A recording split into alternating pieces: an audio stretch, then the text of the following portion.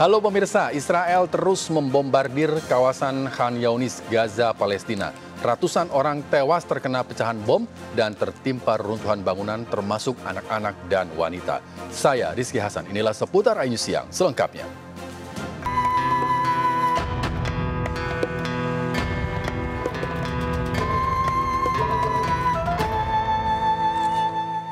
Pemirsa, 11 pendaki tewas akibat erupsi Gunung Merapi di Sumatera Barat. Sementara 11 pendaki lainnya belum ditemukan.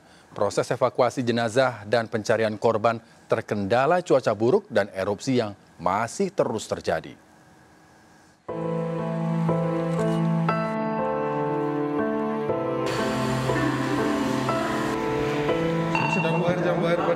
Melewati medan yang terjal dan licin, petugas berupaya mengevakuasi seorang pendaki Gunung Merapi yang ditemukan dalam kondisi selamat. Korban dibawa menggunakan tandu dari puncak Gunung Merapi hingga ke bawah. Dari total 75 orang yang tercatat di posko pendakian Gunung Merapi, 53 diantaranya ditemukan selamat. 11 pendaki tewas dan 11 lainnya belum ditemukan.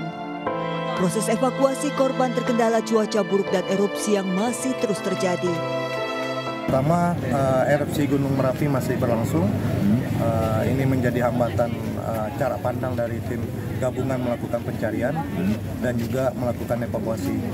Kedua, dari malam tadi sampai dini hari dibantai hujan di lokasi, tentunya jalur evakuasi licin dan ini juga menjadi hambatan memperlambat tim melakukan evakuasi.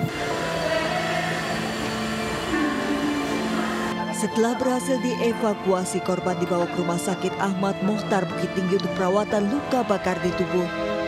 Korban merupakan Ahmad Firman, 21 tahun, mahasiswa asal Kota Padang. Saat ditemukan, kondisi korban sadar bertahan di puncak Gunung Merapi. Di mana? Ditemukan di sebuah bel. Kondisi alhamdulillah sadar, cuman luka bakar 80%. Kita tahu identitasnya, Bang? Sudah. Siapa, Bang? Firman, mahasiswa. Dari? Padang, ya, dari Padang.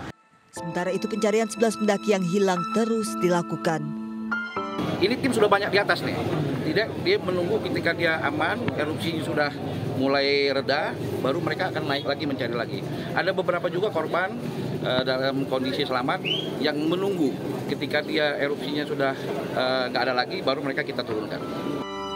Pos pengamat Gunung Merapi di Bukit Tinggi mencatat hingga pukul 18 Senin malam telah terjadi 46 kali letusan dengan sejumlah kabupaten kota terdampak hujan abu dan pasir. Dari Kabupaten Agam, Sumatera Barat, Agung Sulistyo, iNews melaporkan. Pemirsa, tim SAR gabungan kembali berhasil mengevakuasi 3 pendaki yang selamat. Sementara 8 pendaki meninggal dunia belum berhasil dievakuasi, serta 12 pendaki hilang masih dalam pencarian. Senin sore hingga tengah malam, 3 pendaki yang sempat dinyatakan hilang ditemukan selamat berhasil dievakuasi. Ketiganya pun langsung dirujuk ke Rumah Sakit Ahmad Mohtar. Ketiga korban dalam kondisi sehat meski terdapat sejumlah luka dan lemah akibat dehidrasi. Senin malam pencarian dan evakuasi pendaki dihentikan sementara akibat kabut tebal dan erupsi yang masih terjadi. Pagi ini pencarian dan evakuasi akan kembali dilanjutkan. Kita dapat mengevakuasi 3 korban yang selamat. Memang kondisinya belum sehat betul, nggak fit, karena memang terlalu lelah mungkin, kemudian kurang cairan yang keras, kemudian juga selain itu memang ada luka-luka sedikit, tetapi secara umum ketiga korban tersebut sehat. Dari 11 pendaki korban tewas, baru 5 jenazah yang berhasil dievakuasi dari Gunung Merapi, Sumatera Barat. 2 korban diantaranya identitasnya telah diketahui, merupakan mahasiswa Universitas Pekanbaru Riau dan Politeknik Negeri Padang. Sementara 8 korban tewas lainnya akan dievakuasi jika erupsi mereda.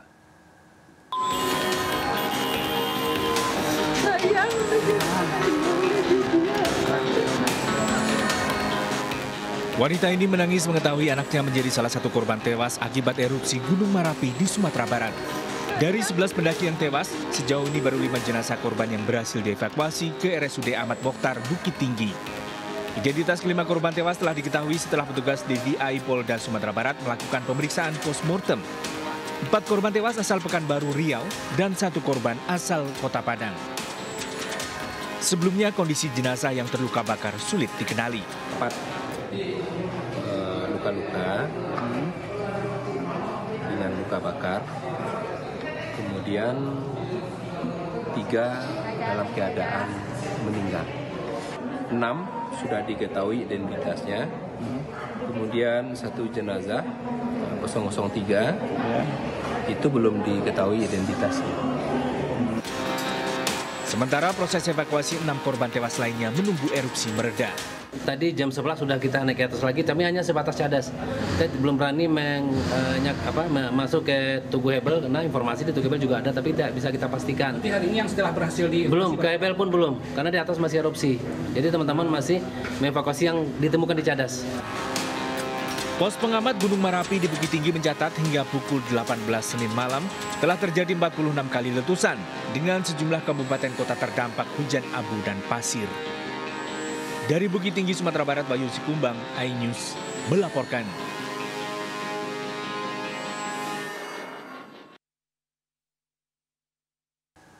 Isak tangis keluarga terjadi saat serah terima jenazah korban erupsi Gunung Merapi. Jenazah korban Muhammad Teguh Amanda, mahasiswa Politeknik Negeri Padang, langsung dibawa keluarga untuk dimakamkan.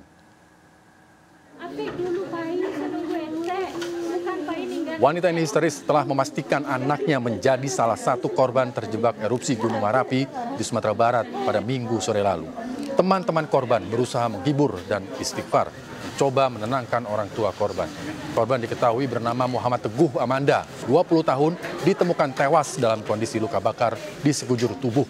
Identitas mahasiswa Politeknik Negeri Padang tidak dapat dikenali saat dievakuasi. Usai proses identifikasi di posko postmortem RSUD Dr. Ahmad Mokhtar, Bukit Tinggi, Senin malam, jenazah diserahkan pada keluarga untuk dimakamkan di kampungnya di Malalak, Kabupaten Agam.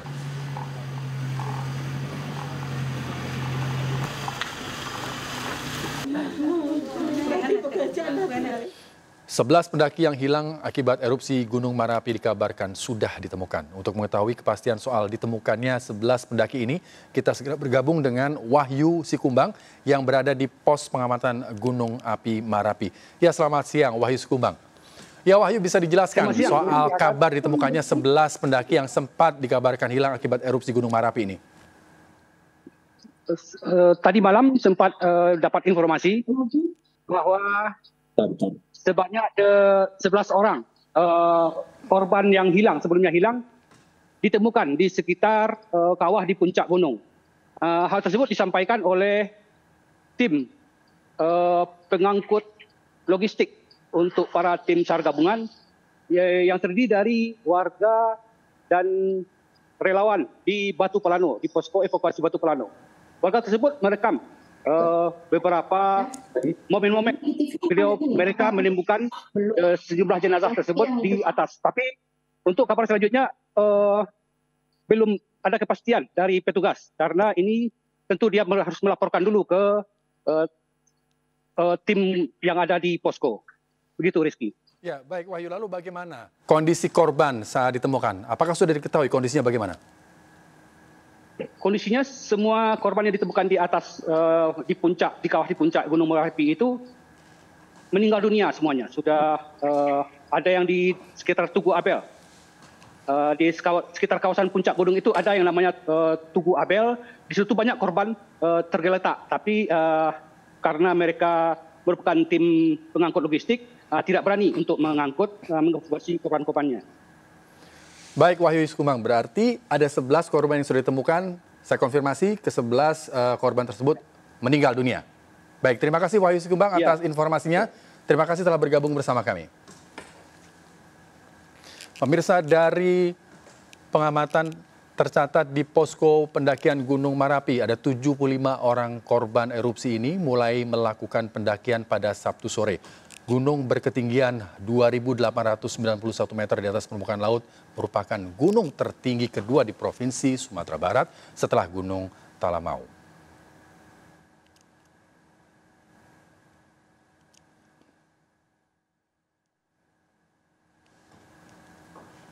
Ada 3 jalur resmi pendakian Gunung Marapi, Sumatera Barat.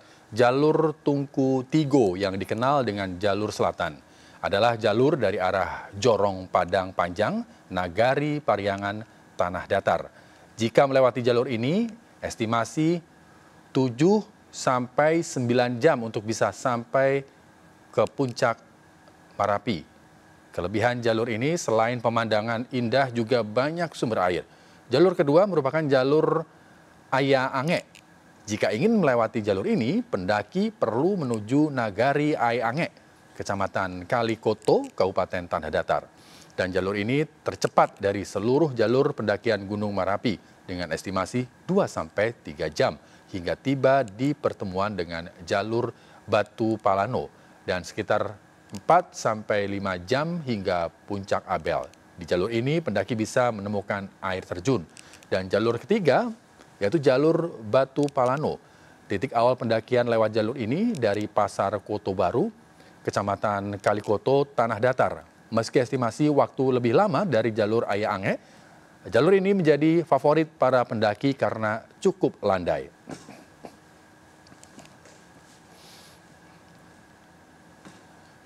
Pusat Vulkanologi dan Mitigasi Bencana Geologi atau PVMBG menyebut Gunung Marapi di Sumatera Barat sudah berstatus waspada sejak 2011 lalu. Karakteristik dari Gunung Marapi sulit diprediksi dan bisa terjadi erupsi kapan saja. Rekomendasi untuk menjauhi radius 3 km sudah sejak lama. Bulan lebih, Pak? Oh, udah bertahun-tahun, Pak. Oh, statusnya? Status level 2 dan rekomendasi 3 km udah bertahun-tahun. Tapi masih ada pendaki yang... Tahun 2017 juga ada kejadian seperti ini persis sama. Ya, ada pendaki. Dan yang tahun ini sebenarnya 7 Januari sampai 20 Februari pun ada erupsi gitu. Sebetulnya itu udah lebih kuat lagi kita untuk yakin ini gunung sedang tidak aman sebetulnya. Pemirsa, menurut Pusat Vulkanologi dan Mitigasi Bencana Geologi atau PVMBG, Gunung Marapi di Sumatera Barat berstatus waspada sejak 2011. Rekomendasi menjauh dari radius 3 km dari puncak Gunung Marapi juga belum dicabut. Lalu bagaimana jalur pendakian ini, yaitu Gunung Merapi, masih dibuka? Kita sudah bergabung dengan PLH Kepala BKSDA Sumatera Barat, Dian Indriati. Ya, selamat siang Ibu Dian. Ya, Ibu Dian. Selamat siang. Ya, selamat siang. Ibu Dian, apa alasan BKSDA masih membuka jalur pendakian? Padahal status Marapi masih waspada dan apakah memang sudah ada sesuai dengan SOP yang dan dipastikan aman begitu? Oke, baik, dapat kami jelaskan. Jadi kenapa kita membuka jalur pendakian tersebut? Sebetulnya itu sudah pernah kita komunikasikan dengan berbagai pihak, stakeholder yang ada, yaitu dengan pemerintah daerah setempat, kemudian dengan nagari di sekitar kawasan tersebut, juga dengan berbagai pihak stakeholder yang ada. Jadi memang kalau kita sampaikan bahwa level 2 waspada itu memang sudah sejak tahun 2011 ya. Kalau tidak salah, memang level waspada itu ada dan tidak pernah turun, tidak pernah naik. Akan tetapi itu pun sudah kita komunikasikan dengan Badan Vulkanologi. Jadi memang untuk gunung api di Indonesia memang berada pada level 2 waspada. Dan kemudian kita sampaikan juga kepada pemerintah daerah setempat, kemudian Dinas Pariwisata, kemudian masyarakat sekitar kawasan, kita juga sampaikan, kita adakan rapat, kemudian sehingga pada 24 Juli 2023 kita buka kembali reaktivasi dengan melalui sistem booking online, di mana kita memang membuka jalur tersebut, tetapi dengan catatan bahwa tetap memberlakukan mitigasi dan adaptasi terhadap bencana. Kita sudah berlakukan SOP dan kemudian memang kita berlakukan bahwa tidak ada kemah atau tidak ada pengunjung pendaki itu tidak boleh berada di kawah terlalu lama, sehingga pendakian itu pun dilakukan pagi, kemudian jam 4 juga sudah wajib turun gitu. Jadi dengan catatan tertentu, sebetulnya kita buka karena merupakan animo masyarakat di sekitar kawasan ataupun dari luar daerah sangat besar terhadap wisata khusus, ini namanya wisata khusus pendakian. Jadi kami menangkap animo masyarakat, kemudian kami mencoba untuk mendiskusikan dengan pemerintah daerah setempat, kemudian masyarakat, dan juga meningkatkan untuk meningkatkan perekonomian masyarakat sekitar, seperti itu. Baik, terima kasih Ibu Dian atas informasinya kepada kami. Terima kasih sudah bergabung bersama kami. Selamat siang Ibu. Selain erupsi Gunung Merapi di Sumatera Barat, Gunung Merapi di perbatasan Yogyakarta dan Jawa Tengah memuntahkan 4 kali guguran awan panas hingga sejauh 3.000 meter ke arah hulu Kali Boyong. Detik-detik erupsi Gunung Merapi terpantau video amatir warga dan juga kamera CCTV kantor Balai Penyelidikan dan Pengembangan Teknologi Kebencanaan Geologi Yogyakarta. 3 kali awan panas mengarah ke hulu Kali Boyong, sementara 1 awan panas mengarah ke hulu Kali Kerasak. Selain awan panas, hujan abu tipis juga mengguyur sekitar pos pengamatan Gunung Merapi, Babadan, Magelang, Jawa Tengah. Meski aktivitas vulkaniknya terus meningkat, hingga saat ini status Merapi masih di level 3 siaga. Warga diimbau untuk tidak melakukan aktivitas apapun di radius 5 hingga 7 km dari atas puncak. Selain itu, warga juga diminta mewaspadai potensi ancaman guguran awan panas maupun lava pijar.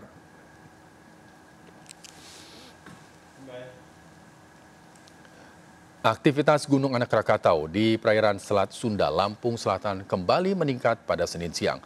Gunung Anak Krakatau menyemburkan abu vulkanik setinggi 2.000 meter dari puncak kawah berwarna hitam dengan intensitas tebal ke arah tenggara. Petugas pos pantau menyebut erupsi Gunung Anak Krakatau terjadi sejak 26 November lalu. Erupsi gunung yang menyemburkan abu vulkanik hingga 2.000 meter tercatat terjadi 4 kali. Petugas memastikan erupsi Gunung Anak Krakatau tidak ada kaitannya dengan Gunung Merapi di Sumatera Barat.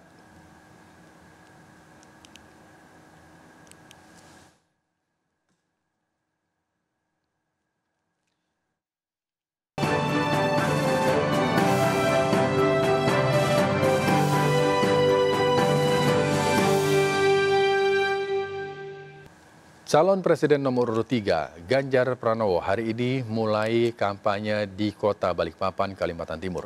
Tiba di Bandara Sultan Haji Muhammad Sulaiman, Sepinggan, Balikpapan, Ganjar disambut para simpatisan dan pendukungnya.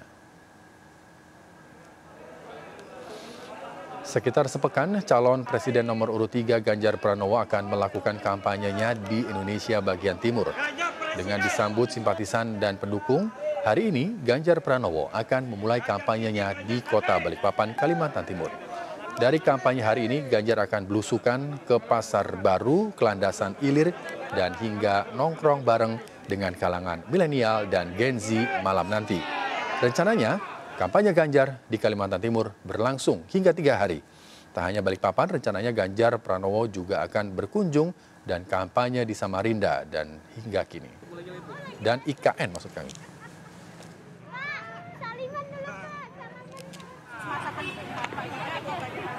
Oh ya, saya memang sedang tur mulai dari Papua, NTT, NTB, Sulawesi Tenggara, Tengah, hari ini Kaltim untuk bisa bertemu dengan seluruh tim dan relawan ya. Untuk kita bisa memastikan, saya ingin mendengarkan problem yang muncul. Sementara itu hari kedua safari politiknya Siti Atikoh Ganjar. Doa bersama ribuan santri di Pondok Pesantren Cipasung, Tasikmalaya. Kedatangan istri Ganjar ini disambut antusias para santri. Istri calon presiden nomor urut 3 Ganjar Pranowo, Siti Atikoh, mengikuti doa bersama dengan pimpinan dan santri di Pondok Pesantren Cipasung, Tasikmalaya, Jawa Barat. Kunjungan ke Pondok Pesantren Cipasung ini merupakan lokasi pertama yang dihadiri Atikoh di hari kedua politik safarinya. Acara doa bersama ini mengusung tema santri menghantarkan santri menjadi abdi negara. Di Pondok Pesantren Cipasung, Tasikmalaya ini, Atikoh sempat bermalam sebelum mengikuti kegiatan doa bersama di pagi harinya.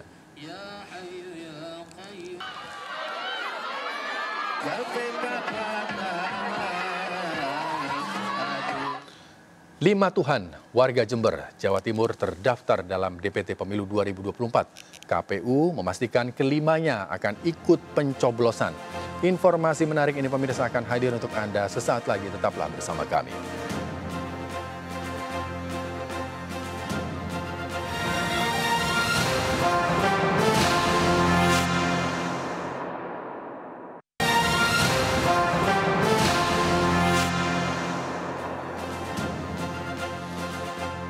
Terima kasih Anda masih bersama kami. Pemirsa, cemburu membaca chat mesra di ponsel istri, seorang suami tega menganiaya istrinya menggunakan bensin.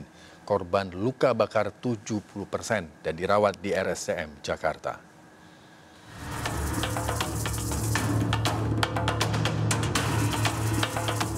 Kamera CCTV di kawasan Kemayoran, Jakarta Selatan ini merekam aksi pelaku yang tega menyiramkan bensin dan membakar tubuh seorang wanita.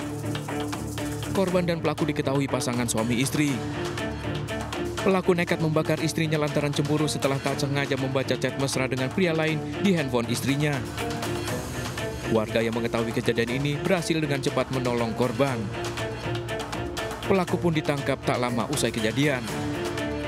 Akibat aksinya ini korban mengalami luka bakar hingga 70% dan hingga kini masih dirawat di RSCM Jakarta, belum bisa dimintai keterangannya. Atau pelaku ini melihat ada chatting di handphone si istri, yang mana ada chatting istri dengan pria idaman lain, sehingga merasa cemburu. Pelaku bakal dijerat pasal tentang kekerasan dalam rumah tangga terancam 10 tahun penjara. Dari Jakarta, Helmi Sangjambati melaporkan. Bocah 7 tahun tewas dianiaya orang tua angkatnya. Sadis, 5 karyawan pelaku ikut menganiaya korban. Bocah perempuan 7 tahun di Kecamatan Sandai tewas dianiaya orang tua angkatnya. Kasus ini terungkap setelah polisi menerima laporan kematian janggal korban. Polisi memeriksa orang tua angkat korban. Ironisnya, tidak hanya kedua orang tua korban. 5 karyawan toko yang bekerja di tempat YLT juga turut menganiaya dan ditetapkan sebagai tersangka. Ketujuh pelaku ditetapkan sebagai tersangka berdasarkan bukti-bukti dan pemeriksaan CCTV serta hasil autopsi jenazah korban.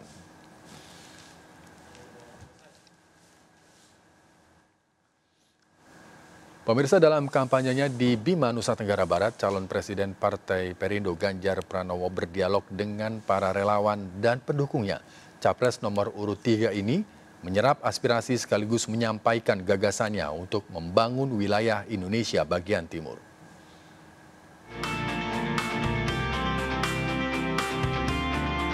Kedatangan Capres Partai Perindo Ganjar Pranowo yang didampingi Wakil Ketua Tim Pemenangan Nasional Ganjar Mahfud, Tuan Guru Bajang Muhammad Zainul Majdi, disambut antusias oleh para relawan dan pendukungnya di Kota Bima, NTB. Di depan para relawan dan kader parpol pengusung, Ganjar memaparkan sejumlah program andalannya untuk kemajuan pembangunan di wilayah Indonesia bagian timur.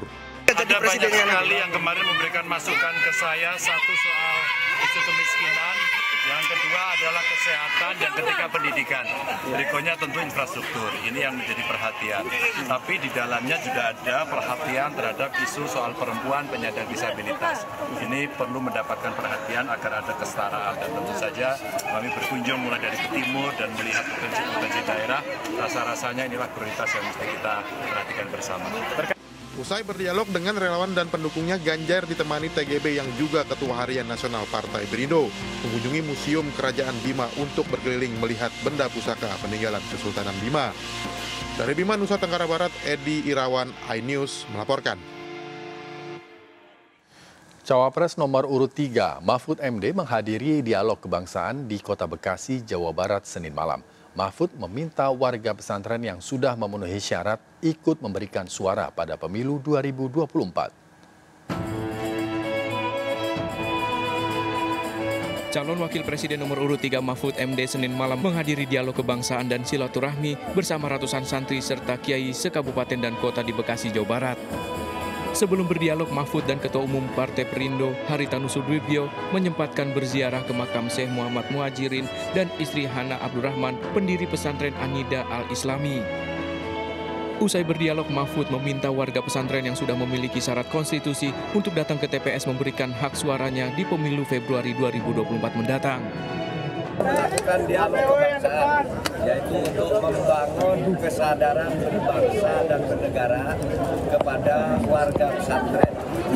Warga pesantren harus ikut mengurus negara dan harus mampu mengurus negara.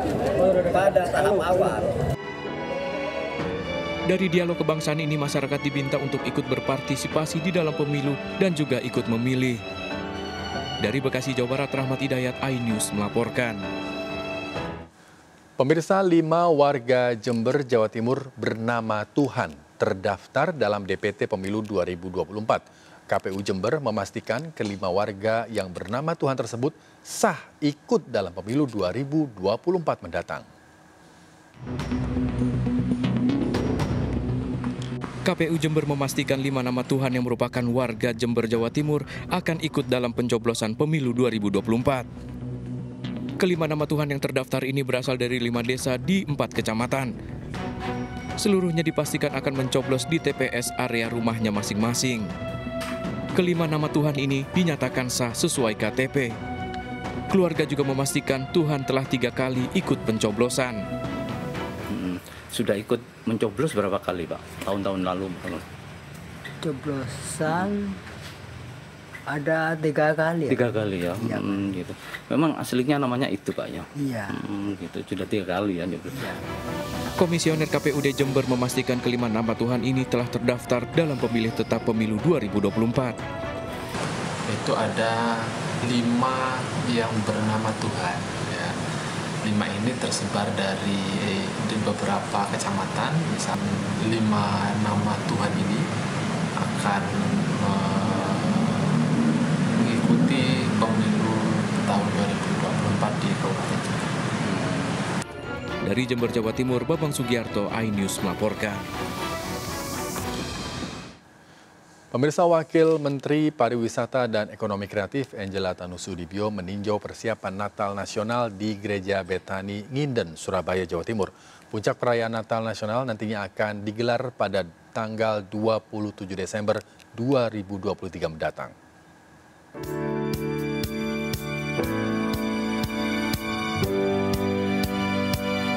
Kedatangan Wamen Parekraf Angela Tanusudibyo di Gereja Bethani Ngiden, Sukolilo, Surabaya, Jawa Timur disambut hangat para pengurus gereja.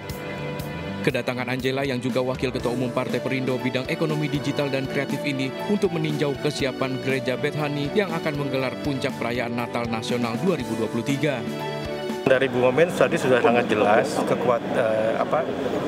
garis besar yang harus kami kerjakan, yaitu masalah crowd, masalah parkir, juga masalah keamanan. Puncak perayaan Natal Nasional rencananya akan dihadiri sekitar 25 hingga 30 ribu jemaat dari seluruh wilayah Jawa Timur. Acara ini akan dilaksanakan pada tanggal 27 Desember 2023 mendatang. Dari Surabaya, Jawa Timur, Yuda Prawira, iNews melaporkan. Pemirsa, politikus sekaligus juru bicara TPN Ganjar Mahfud, Aiman Wicaksono, memenuhi panggilan Polda Metro Jaya. Aiman didampingi puluhan advokat dan relawan.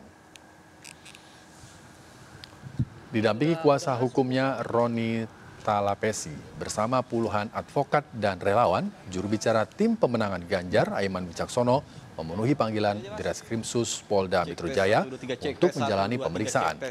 Aiman dilaporkan Aliansi Elemen Masyarakat Sipil untuk Demokrasi setelah mengkritisi institusi Polri yang dianggap menyudutkan Polri.